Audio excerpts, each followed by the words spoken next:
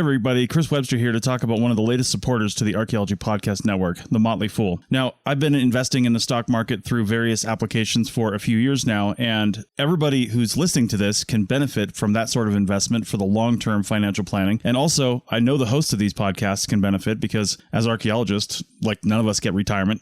We all have to kind of fend for ourselves. So investing in the stock market is a good idea, but not everybody can do it. And look, we get it. The market is complicated and confusing, and to many of us, it simply doesn't make sense. In fact, where do you even start? Take all of the guesswork out of it with the Motley Fool Stock Advisor. The Motley Fool has been around for over 25 years and has been spot on in recommending some of the world's most important companies before they hit the big time. I'm talking about Amazon, Tesla, Netflix, Starbucks, all before they exploded in value. With their easy to use and super informative service, Stock Advisor, you could join the ranks before they potentially find the next big thing. After all, their average stock recommendation is up over 400% as of April 10th, 2023. And no need to be intimidated by financial jargon or market complexities. As the name suggests, these guys don't take themselves too seriously. Now, finances, that's a different story. Their friendly and relaxed approach has helped over 700,000 people move closer to financial independence, all while beating the market and having fun. New members can access Stock Advisor for only $89 for their first year, a full $110 off the full list price. Don't sit on the sidelines and think about what could have happened. Visit fool.com/APN to start your investing journey today. That's $110 discount off of $199 per year list price. Membership will renew annually at the then current list price. So again, check the link in the show notes of this episode. You're listening to the Archaeology Podcast Network. Hello out there in Archaeology Podcast land. This is Dr. Alan Garfinkel. I'm the president and founder of the California Rock Art Foundation. And what we do is we identify, evaluate, manage, and conserve rock art both in Alta California and in Baja California. We conduct field trips, we have trainings, exercise, we do research, and in every way possible, we try to preserve, protect, and coordinate treasures of Alta and Baja California rock art, of which there are many and diverse. We also work closely with Native Americans and partner with them to recognize and protect sacred sites. So for more info about the fabulous California Rock Art Foundation, you can go to carockart.org. Also, I'm open to give me a call, 805-312-2261. We would welcome sponsorship or underwriting, helping us to defray the costs of our podcasts, and also membership in California Rock Art Foundation. And of course, donations, since we are a 501c3 nonprofit scientific and educational corporation. God bless everyone out there in podcast land.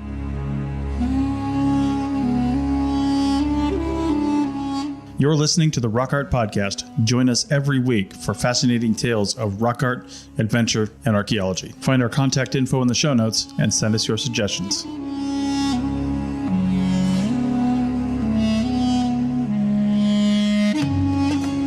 Welcome, everybody, to the Rock Art Podcast. This is episode 128. Can you imagine?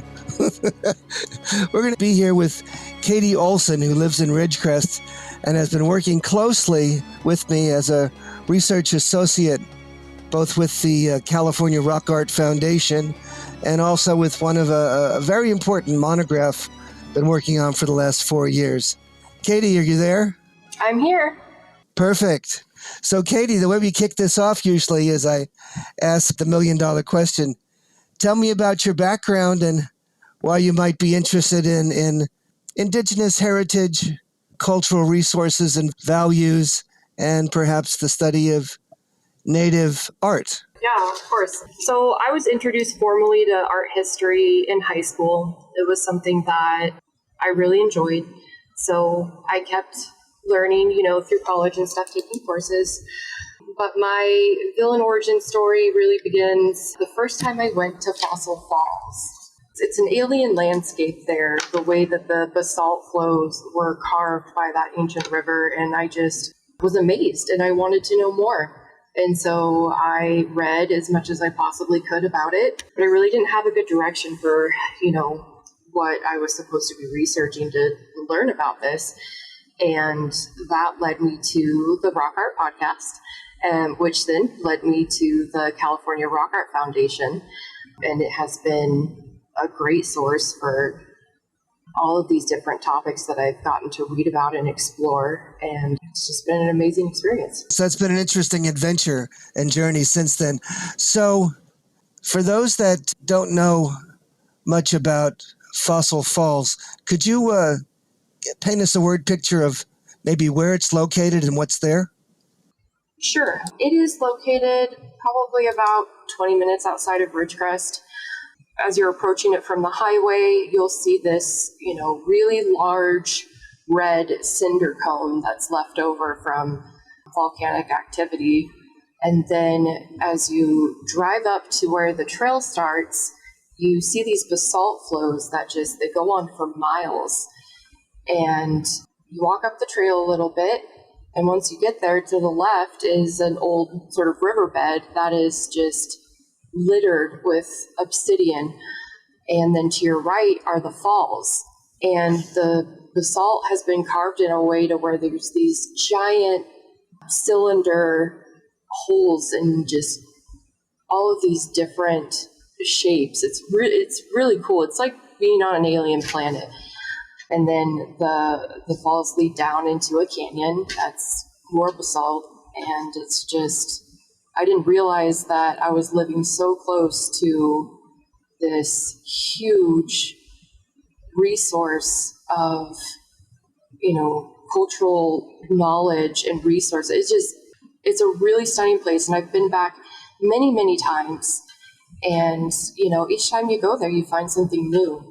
And it's just a really beautiful place. So Fossil Falls is just north of Little Lake. It's on the eastern skirt of the Sierra Nevadas in Inyo County. It's on the very edge of the southwestern Great Basin. And it's an area that's owned and managed by the Bureau of Land Management. And it's considered to be a tourist stop that people see. It turns out that many years ago, back about 1977, I was given an opportunity to do an internship with the Bureau of Land Management out of Bakersfield when I was a graduate student at UC Davis in Northern California. And so I jumped at the chance, and I lived in Bakersfield. And for about a month's time, or several months actually, I began to assess, inventory, and try to understand what was going on at this place called Fossil Falls. So Fossil Falls is the remnant of a waterfall where the ancient Pleistocene Owens River cut a gorge within the basalt flow of the Coso Range.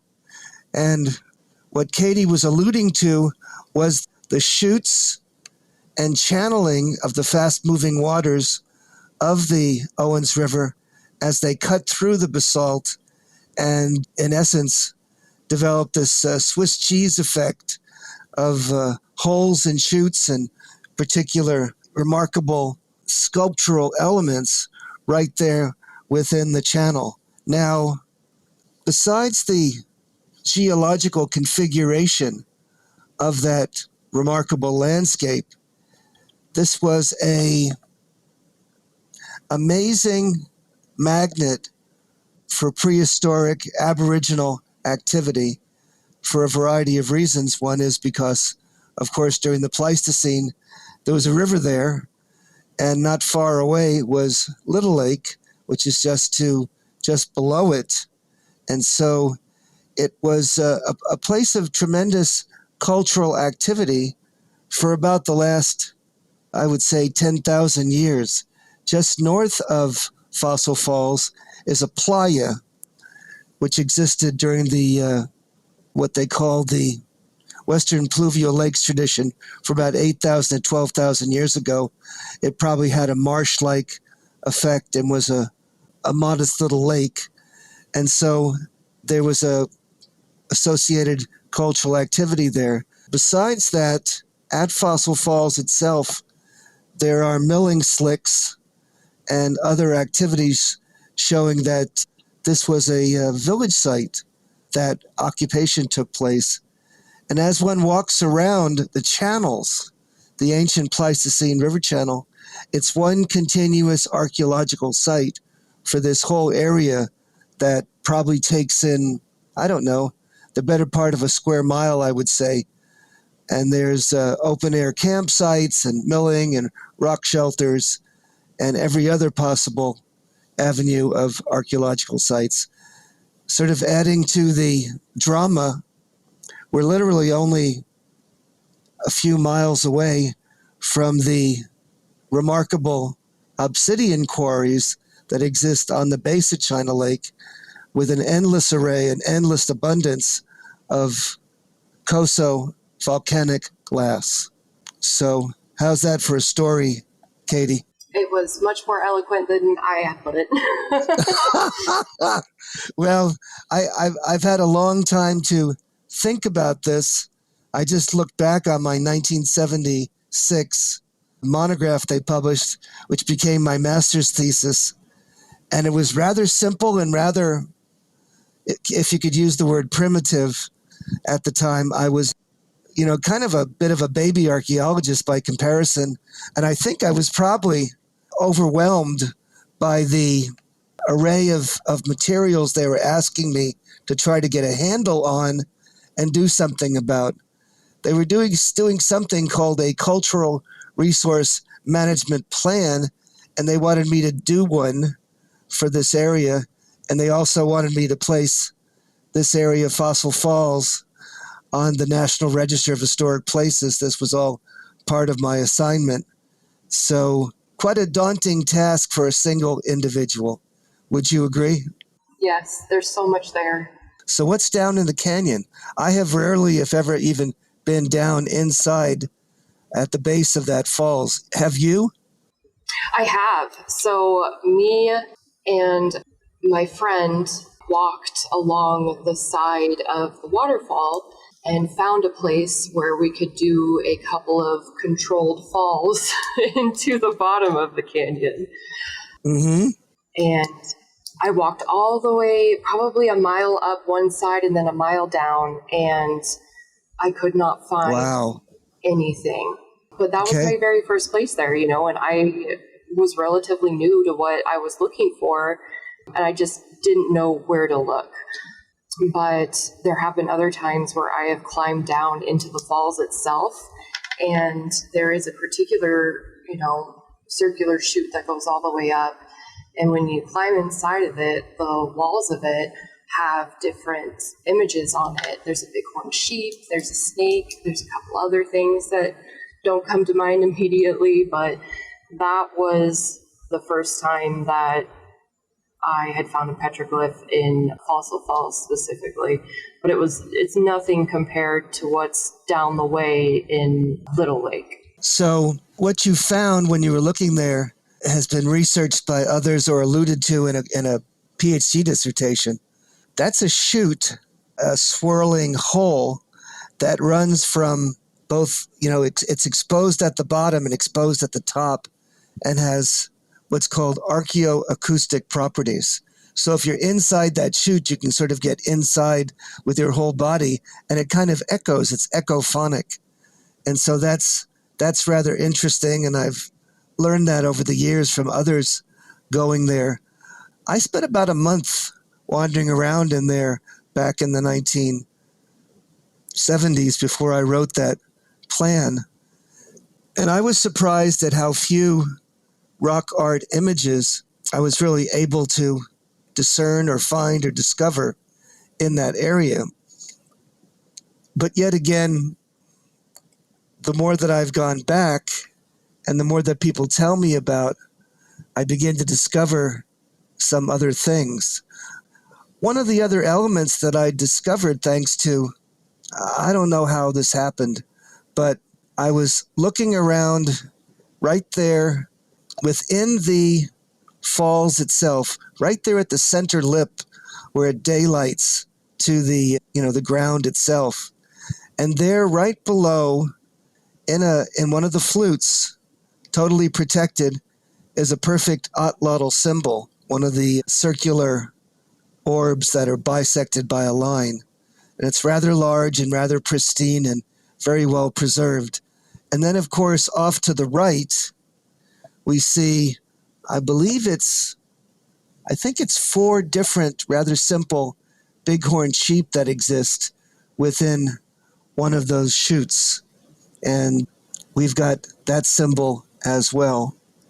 Have you seen the rather elaborate panel that exists if you cut across and look in the river channel and go cross country from the falls sort of back into that maze area up there on the flats, or no? I haven't. So there's an elaborate, one of the only elaborate images that I've seen there, and I think we call it the 5 Bighorn Rock Shelter, because it's right there in the channel, and there on this pyramidal shaped boulder is something that Campbell Grant called a medicine bag. And then out of the side of the medicine bag looks like there's an atlatl or spear perking out. And then there's several bighorn sheep ascending, looking like they're ascending to the sky. And in the back, you can see the Sierra Nevadas, the majestic Sierra Nevadas in the back. And then a couple more of the bighorn sheep below. It's rather impressive. and it's surprisingly ornate. And that's the most elaborate glyph that I've seen in that entire area. I guess let's continue this discussion on the flip-flop. Well, welcome back, gang. This is your host, Dr. Alan Garfinkel, and we're here with Katie Olsen, a rock art enthusiast, background in art history, and we're gonna talk about her journey with study of rock art and California Rock Art Foundation and the work we're doing together. So, Katie, how does art history interfinger with your interest in kind of Native American heritage and rock art, etc.? What does that provide for you in terms of perspective or perhaps context? I believe that art is sort of, this truly universal experience. There are infinite expressions and mediums, but we see these repeating images, across the globe. One of the most prolific being the human form. And I just find it fascinating how throughout art history, we can find context clues about what these ancient people were trying to convey in these rock art images. Yeah, can you give me an example maybe of one of those images that you feel sort of is transcultural and goes across time, or gives you some sort of an insight into the significance, meaning, or symbolism of some sort of an image? Yes. So the earliest rock art in Europe is an engraving of a vulva. It's 37,000 years old. And the vulva, the female genitals, or the female in general, it seems to be something that is repeated, everywhere. And I just find it fascinating that even though, these cultures are separated by continents and time, that, we keep bringing up these same subjects about the human form and about the female form too. So why was the female form such a dominant expression? Why was it such a mnemonic, a sort of memory device? Or what are they trying to communicate by sort of fashioning some images of the female form or female genitals? Does it have to do with fertility? Does it have to do with longevity or revitalization or life and energy? What do you think it has to do with? Just intuition, just kind of asking you out of your gut what you think that was trying to tell us. I think they were trying to convey the regenerative capabilities of women and their ability to give birth and bring new life into the world was paramount to their survival. You need children to help take care of you when you're older, or to help you hunt and take care of your family. And there seems to be a cosmology focused on that cycle that begins and is centered around women's capability to make new life. And I think you're bang on with that. I think that you see that extensively in the rock art that's in Eastern California. And our work has been associated with kind of beginning to deal with that particular issue, hasn't it? Yeah. We're sort of reevaluating the sexual classifications of the Coso anthropomorphs, being able to look at them in a new sort of, way. With new eyes. Yeah, it's a new chapter for rock art theory. Why do you think that perhaps some of our former colleagues and researchers, when they were examining Coso rock art beginning in 1968, I would say, or even earlier, may not have seen or recognized the significance of the feminine form amongst these animal-human figures? I think it had a lot to do with the fact that these archaeologists were predominantly male. And so they don't have as intimate of a view on things like childbirth or, menstruation, all of these different parts of being a woman. I feel like they just didn't have the insight into that to recognize what they were seeing as, female oriented. Do you think that a female perspective, a womanly perspective, is much more sensitive to these attributes and they become much more visual and significant and are easily attributed to perhaps the same mindset that was being used to fashion these images? Would it matter?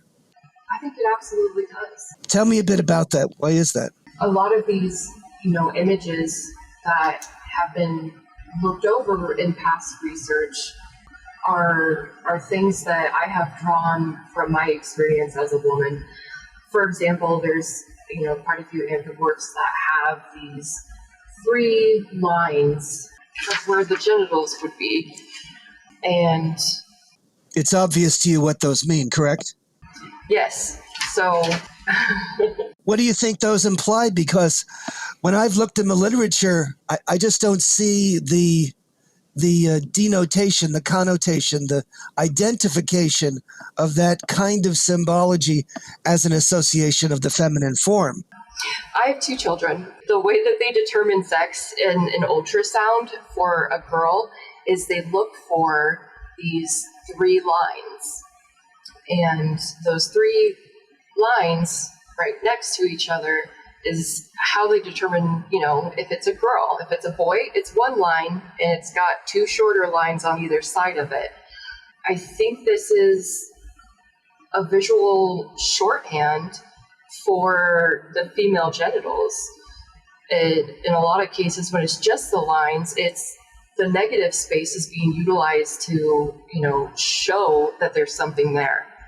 What's amazing is using exactly the same vernacular, the same linguistic clues, the words that I've used in my research when I'm talking about these attributes on rock art. Visual shorthand.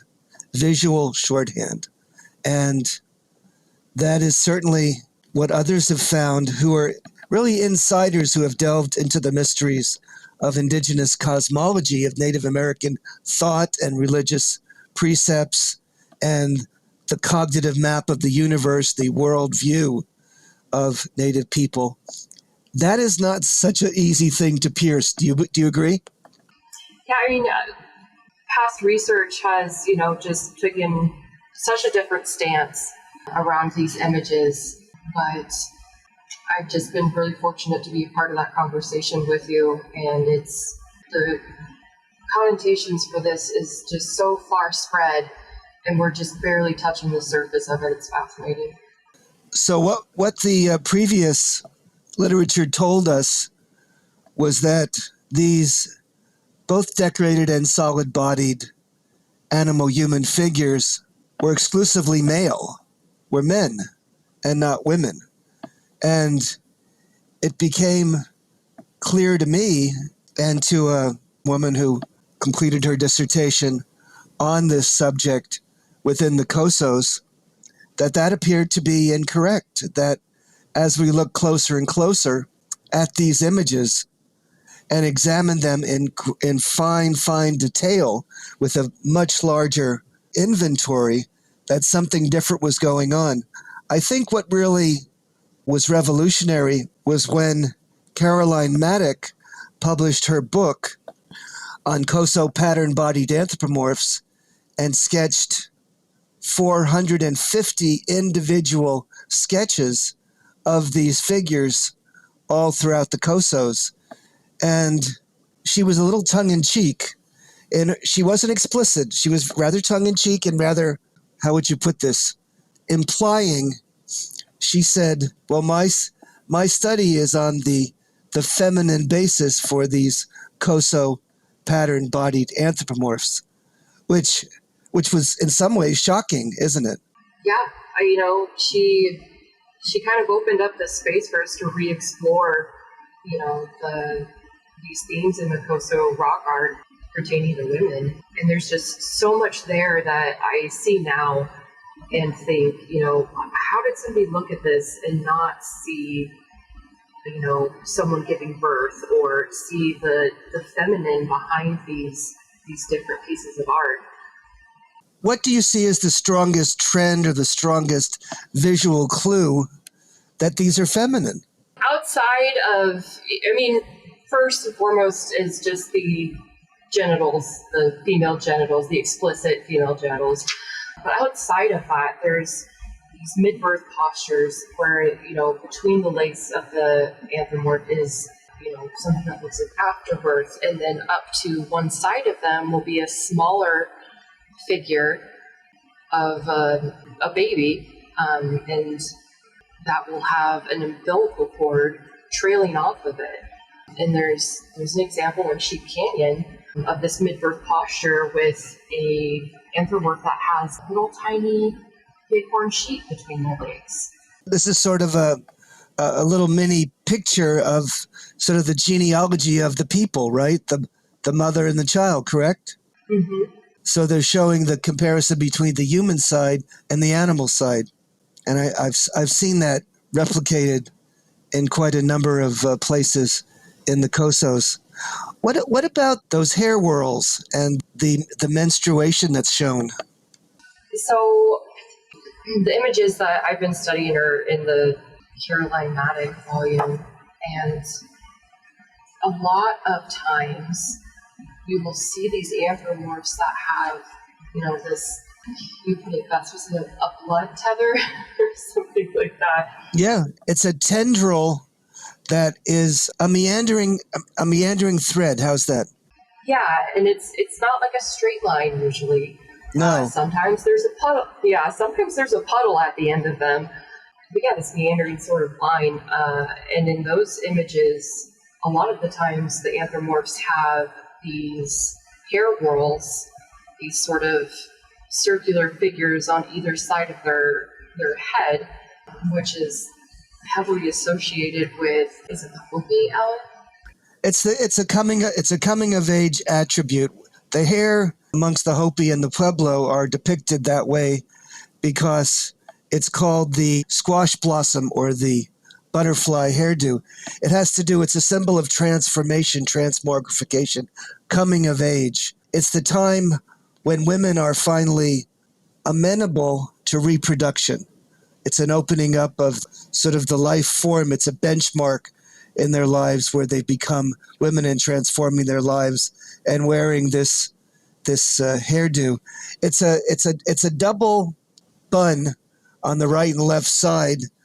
And one of the things I learned, which shocked me, I didn't know that, was that one of the things they're trying to show is what's called a quinsunk. And that's a 5-in-1 kind of a cross. The face is the center, and the 4 modules are the 4 other sides of the cross. It's like a human encircled cross, which has the meaning of resurrection and transformation. It has the meaning of a connection with the tether of the divine, the creator in the center of that cross. Does that make any sense to you? Absolutely, yeah. And that's the quinsuk. Is that how you pronounce it? Yeah, quinsunk, yes. The quinsunk, Yeah. it's one of those images that you also see repeated, over and over again in different cultures in different places. There seems to be a lot of widespread meaning associated with that image. And that symbol, of course. Let's take a break here. See you on the flip-flop, gang, and we'll conclude with the third segment.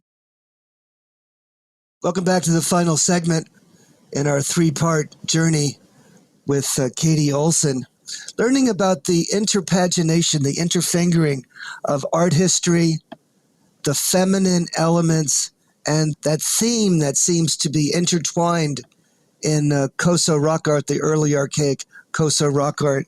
Katie, I know this is pushing the envelope a little bit, but it seems to me that these figures are perhaps less shamanistic and more perhaps supramundane beings, goddesses of sort of protection and survival and love and courage and all of that and much more. Do you get that flavor, or is this a misreading of the rock art record? No, I definitely agree. These images appear to be like a visual prayer, an expression of the, reverence and importance of the, female aspect of the life cycle and their cosmology. And why would they choose a feminine being to do that? Well, because they're a mother. Yes, because they're a mother. Sorry, they're a Alex. mother because Yes. because sometimes it's easier to go to mom than to dad, right? Right, and just in the regenerative capabilities and how that ties to their cosmology and the animal master that brings forth the animals from the essential animal underworld and starts life anew, just the same as how a woman brings new life into the world. I've tried to talk a little bit about a creation story amongst the Huichol and the Aztecs and some somewhat of the Hopi, and it seems like these images are intertwined with snakes and other things, and also with celestial beings and the sun and the moon and the sky and the heavens. What's that all about? Oh man, there's a lot there. Yeah. Not every, lunar deity that you come across is female, but, females are highly associated with lunar deities, especially considering that their menstrual cycle, it's the same as the cycles of the moon. And you see a lot of representation of that in these anthropomorphs. There's these bodies that are filled with these dots. And as you count up the dots, you realize that it's a menstrual calendar. And, the fact that they put so much effort into making this art, and so many of these pieces of art that express that sort of lunar calendar, to me, it seems like they, had a very deep connection with this cycle of, a woman's life and its association to birth, death, and all of that. And the ability to reproduce. One of the things I had not done before, I was like the first to sort of, it gives me the tingles, the Coso glow to think back to this. The thing that was the key in the lock that allowed me to begin to understand Coso rock art was my 4-year odyssey in doing the book on the Handbook of the Kawayasu, because they forced me to read the sacred narratives, the mythology. And as I read again and again and again about the animal master, animal mistress, I began to understand some analogies, some connectivities between what the Coso ancestral imagery could mean. One of the things that was that connection was they kept talking about quail. Quail and quail and quail, that this particular deity, this supramundane being, wore a quail shawl or a quail skirt, and In the analogous, they would open up a bag and he was the father or the mother of an infinite amount of quail.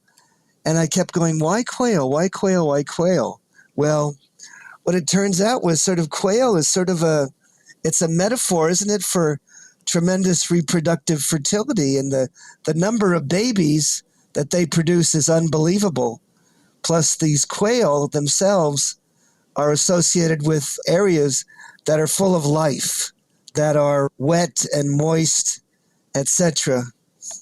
And so there's something going on there as well that seemed to bring it about to show me that there's something here that needs to have a connection.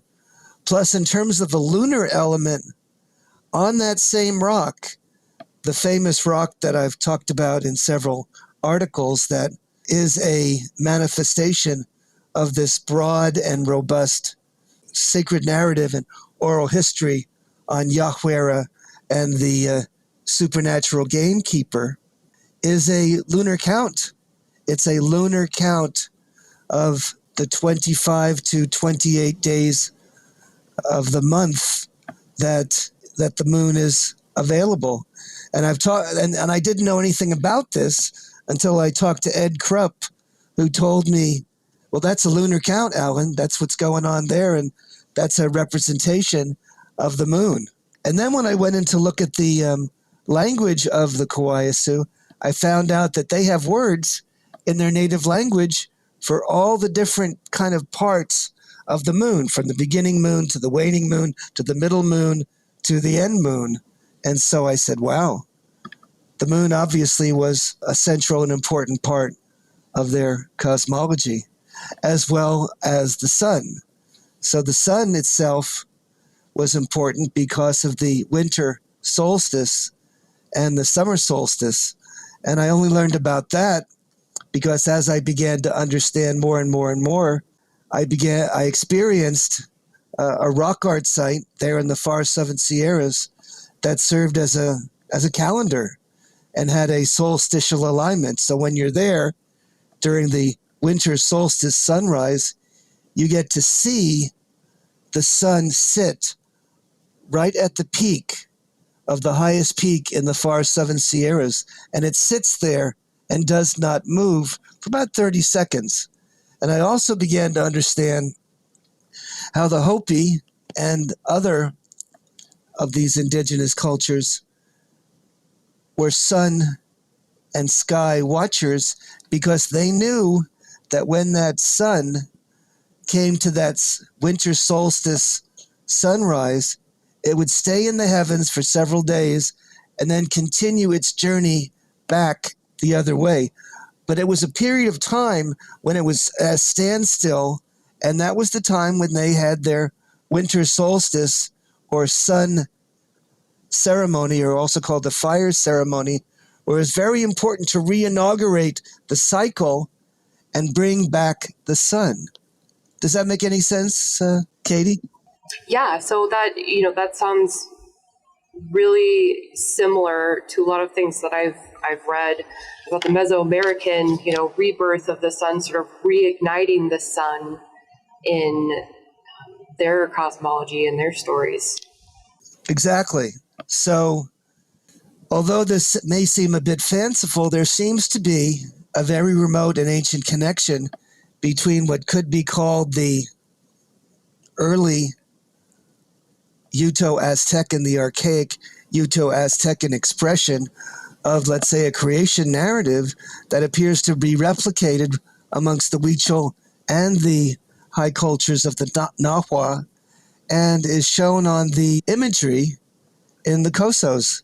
And that is shocking, and we're talking about something that's 1,000 miles away or even further. And it's rather controversial, but yet again, it seems rather transparent that there was an analog, some sort of a parallel belief about this re-inauguration of the sun and the importance of the sun cycle and the seasonality and the circuitous nature of the seasons. Does that make any sense? Yeah, absolutely. What also comes to mind is how many images in the Cosos have, either snake patterns or they're holding snakes, and then they'll have a ceremonial wand in the other hand. And just could you talk a little bit about how the snakes sort of tie into that Mesoamerican cosmology? Because I remember we were speaking, and there's just some really amazing things there. Well, it's endless. We wrote a 70,000 word book about the snake and its significance from its inception all the way to the high cultures of Mexico. So there seems to be, this obsession with the snake, which surprised the heck out of me. I found it very difficult to understand why would a snake, which is considered in Christian theology the absolute negative and the absolute, devilish element, how could that have to do with a positive realm of life and regeneration and all the other elements that would seem to be packaged by these native people? But as I began to try to, deconstruct it and understand it, it became rather transparent what we're looking at, as the snake wanders around the surface of the ground, it also goes in the ground. So it's a liminal creature. It loses its skin. It goes through a defoliation. And so it appears to be almost like a revitalistic or regenerative element. It's also, snakes come out when it rains. So they're bringers of rain. And if they're bringers of rain and they also have this circuitous movement, it looks like they're much about water. And so when the native people looked at the sky, they saw the sky snake and the Virga rain. And so they saw the snake as a bringer of rain. And rain, of course, in the desert was an absolute critical regenerative factor. Does that make sense? Yeah, and I found it fascinating that so many of these female figures are pictured with snakes. Yeah, and they're holding snakes in both hands, or they're associated with a snake symbology.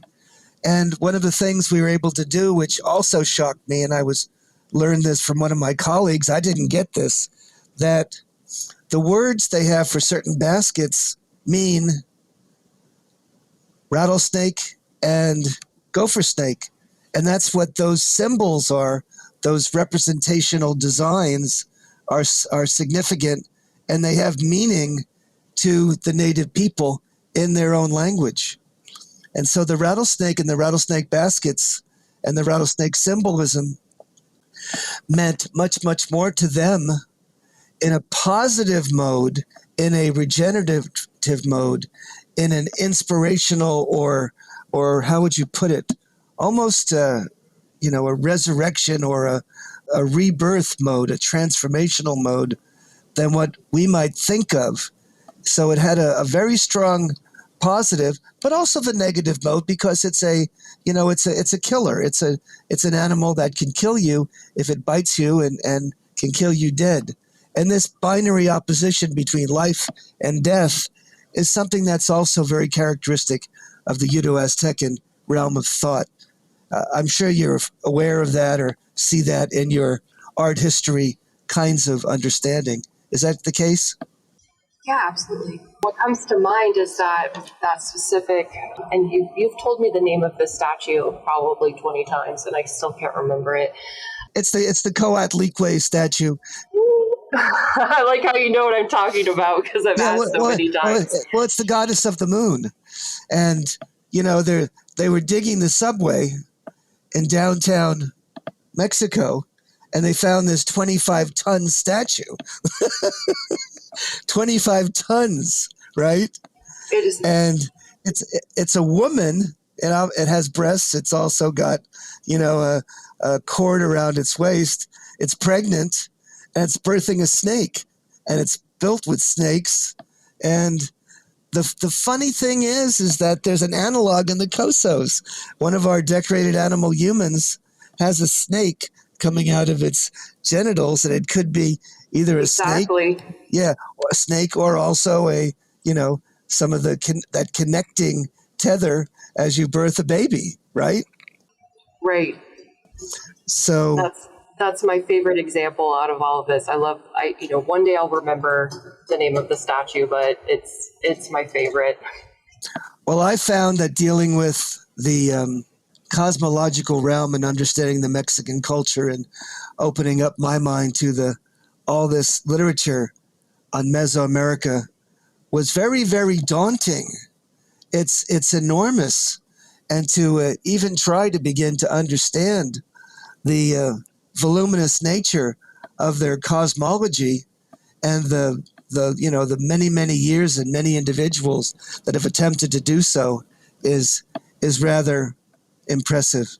Would you agree? Yes. So anyways, is there anything you want to tell people as an exit or as a commemorative sign to your experiences with rock art and art history as sort of a communique to the listenership? Ooh, that's a good one. I think when it comes to analyzing these images, what we tend to do is first go to the most, obvious. And I would just encourage people to, take another look, maybe take a step back, try to think about things in a different perspective, and you'll be surprised at, you might find something new. Fantastic. Thank you, gang, for listening, and I hope you enjoyed this episode of the Rock Art Podcast.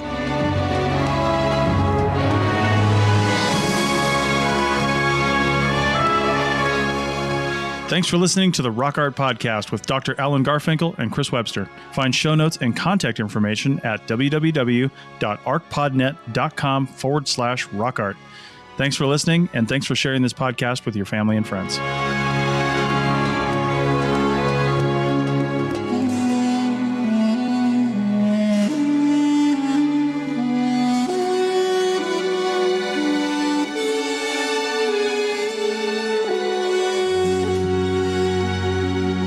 This episode was produced by Chris Webster from his RV traveling the United States, Tristan Boyle in Scotland, DigTech LLC, Culturo Media, and the Archaeology Podcast Network, and was edited by Rachel Roden. This has been a presentation of the Archaeology Podcast Network. Visit us on the web for show notes and other podcasts at www.arcpodnet.com. Contact us at chris@archaeologypodcastnetwork.com.